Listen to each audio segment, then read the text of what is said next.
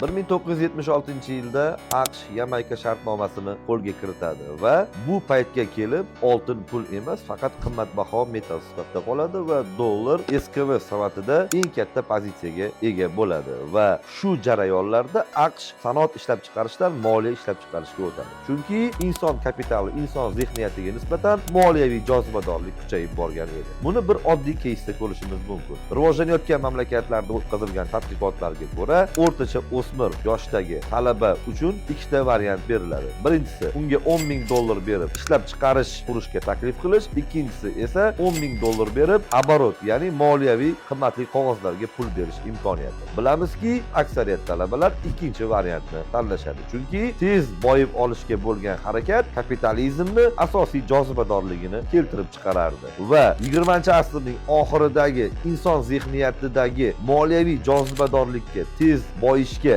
bo'lgan harakatlar juda katta moliyaviy pufaklarni keltirib chiqqanligini e'tirof etishimiz mumkin bo'ladi.